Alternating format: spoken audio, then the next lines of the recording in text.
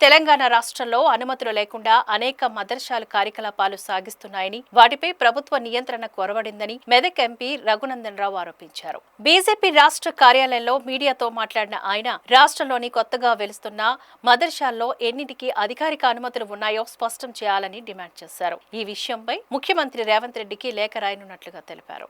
Medak parliament నియోజకవర్గ పరిధిలోని సంగారెడ్డి జిల్లా జిన్నారం మదర్సా కార్యకలాపాలపై తమకు అనుమానాలు ఉన్నాయని రఘునందన్ రావు అన్నారు. జిన్నారం మదర్సాలో మొత్తం 70 మంది విద్యార్థులు ఉండగా వారిలో 65 మంది బీహార్లోని కిషన్ గంజ్ జిల్లాకు చెందిన వారని, వారికి బోధించే ఉపాధ్యాయులు కూడా అదే ప్రాంతం వారని ఆయన పేర్కొన్నారు. కిషన్ గంజ్ బంగ్లాదేశ్ సరిహద్దుకు సమీపంలో ఉందని, అక్కడ నుంచి బంగ్లాదేశీలు వలస వచ్చి జిన్నారంలో శిక్షణ పొందుతున్నారేమోనన్న అనుమానం కలుగుతోందని అన్నారు. మదర్సాల విషయంలో అధికారుల నుంచి స్పష్టమైన సమాచారం లభించడం లేదని, అందుకే ఈ అంశాన్ని ముఖ్యమంత్రి దృష్టికి, ఆ తర్వాత గవర్నర్, కేంద్ర హోంమంత్రి దృష్టికి తీసుకెళ్తామని రఘునందన్ రావు స్పష్టం చేశారు.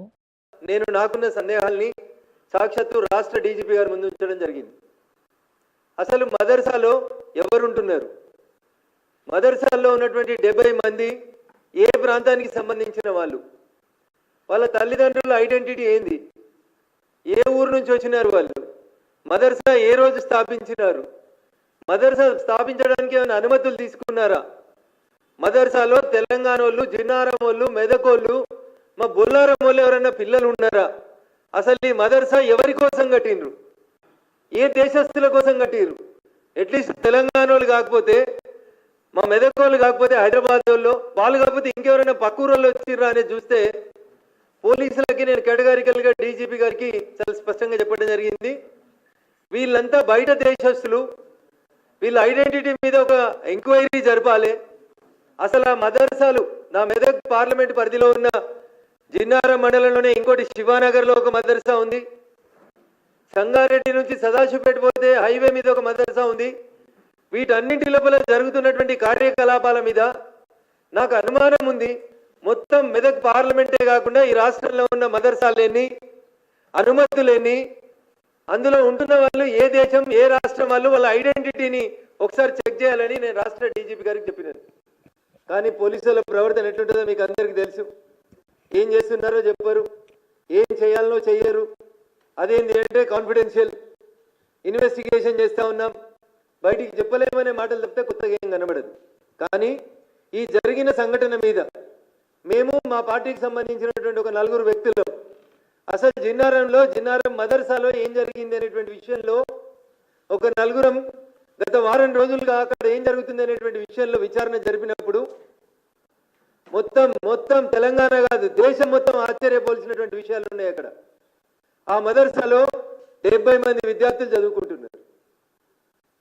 జిన్నారం దగ్గర ఘర్షణ కారణమైనటువంటి మదర్సాలో 70 మంది విద్యార్థులు చదువుకుంటున్నారు. ఎక్కడోళ్ళు? జిన్నారం వాళ్ళు, బొల్లారం వాళ్ళు, పటాన్చేరు వాళ్ళు, రామచంద్రపురం వాళ్ళు, సిద్దిపేట వాళ్ళు, ఇంకెవరో పక్కోళ్ళేమో అనుకున్నా నేను. మొత్తం విచారణ చేసి చూస్తే తేలింది ఏంటంటే ఆ 70 మందిలో 65 మంది, 70లో 65 మంది పిల్లలు మీది ఏ ఊరు అని అడిగినప్పుడు వాళ్ళ నుంచి వచ్చిన సమాధానం కిషన్ గంజ్, బీహార్ అని చెప్తున్నారు. వాళ్ళు దయించి సభ్య సమాజం, హిందువులు మొత్తం ఆలోచించాలి. ఎక్కడి నుంచి వచ్చిరట? కిషన్ గంజ్ అనే జిల్లా నుంచి, బీహార్ నుంచి వచ్చినాము అని చెప్తున్నారు.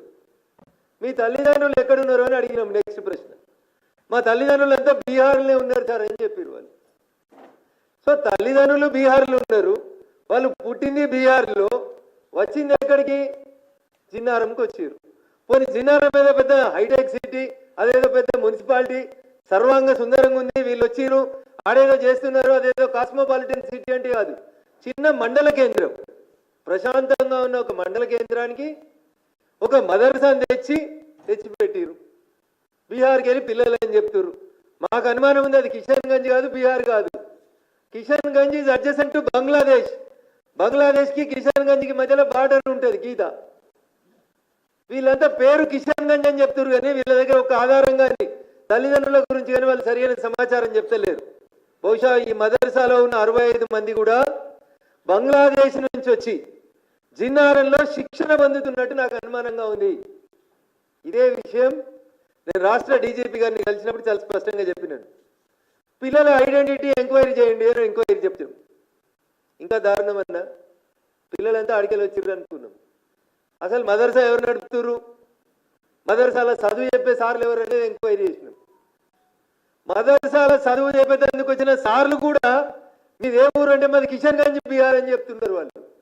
సో నేను స్ట్రేట్గా ఈ రాష్ట్ర విద్యాశాఖ మంత్రి ఎలియాస్ రాష్ట్ర ముఖ్యమంత్రి గారికి ఒక ఉత్తరం మీ ద్వారా ఈరోజు పంపదలుచుకున్నాను. అసలు ఈ రాష్ట్రంలో ఉన్న మదర్సాలు ఎన్ని, మదర్సా పెట్టడానికి ఎవరైనా అనుమతి ఇస్తున్నారా, అనుమతి లేకుండా పెడుతున్నారా? అట్లీస్ట్ విద్యాశాఖ అనుమతి అయినా తీసుకుంటుందా, మదర్సా తీసుకోదా? రెవెన్యూ యంత్రాంగం జిల్లా కలెక్టర్ ఏమైనా మదర్సా కట్టేటప్పుడు పర్మిషన్ ఇస్తాడా, ఇయ్యడా? ఎవరు వీళ్ళు మదర్సా నడుపుతున్నది ఎవరు, మదర్సాలో చదువుకుంటున్నది ఎవరు? ఇంతకుముందు చదువుకున్నటువంటి మదర్సాలో చదువుకున్నటువంటి విద్యార్థులు ఎక్కడికి పోయినరు, ఏం చేస్తున్నారు వాళ్ళు? దీనికి సంబంధించి ఏమైనా డీటెయిల్స్ ఉండాలనా వద్దా? ఇగో ఇది ఇవాళ తెలంగాణ సమాజం ముందు నేను ఉంచదలుచుకున్నటువంటి ప్రశ్న. మదర్సాలలో విచారణ జరుగుతలేదు, మదర్సాలో విద్యాబోధన జరుగుతలేదు. నేరుగా చెప్తా ఉన్నా, మదర్సాల్లో పాకిస్తాన్, బంగ్లాదేశ్, రోహింగ్యాలను ఇట్లాంటి వాళ్ళని తెచ్చి మదర్సా అయితే ఎవరు ముట్టుకోరని ఆ మదర్సాలలో ఆశ్రయాలు ఇచ్చి ఆ మదర్సాలలోంచే ఇట్లాంటి ఉగ్రవాద ముఖాల్ని తయారు చేస్తా ఉన్నారు అనేదే ఈరోజు తెలంగాణ సమాజం ఆలోచించాల్సినటువంటి అవసరం ఉంది. కాబట్టి ఈ చట్టం తెలిసిన వ్యక్తిగా ప్రొసీజర్ని ఫాలో అవుతూ ముందు డీజీపీ గారిని, తర్వాత హోంమంత్రి గారిని, ఆ తర్వాత గవర్నర్ గారిని, ఆ తర్వాత కేంద్ర హోంమంత్రిత్వ గారి దృష్టికి ఖచ్చితంగా ఈ సమాచారం అంతా తీసుకెళ్తామని.